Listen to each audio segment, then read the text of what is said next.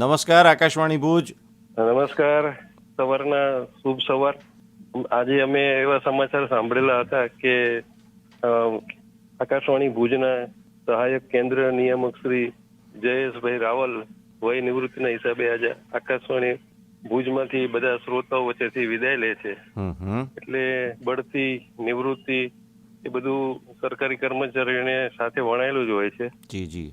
આપે 36 વર્ષ સુધી સતત આકાશવાણી ભુજમાં સેવા કરી એ પણ અમે સાંભળ્યું, તથા 1988 થી તમે જોઈન્ટ થયા છો ત્યાં સુધી અવિરત સેવા આપેલી છે.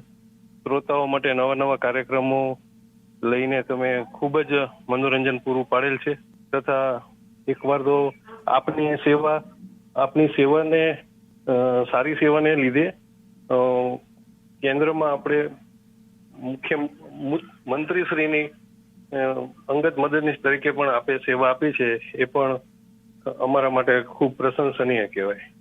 આપે એક ખાસ અમારે એક નોંધ લેવા જેવી હતી કે કોરોના કાળ દરમિયાન આપે જે સતત સેવા બજાવેલ એ પણ ખરેખર પ્રશંસનીય હતી.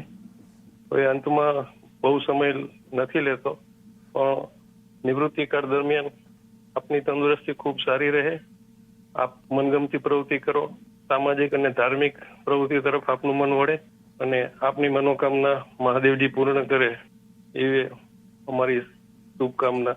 ગાંધીનગરથી સુરેશ રાઠોડ. સુરેશભાઈ, આપનો ખૂબ ખૂબ આભાર. ધન્યવાદ. ઓકે, આવજો.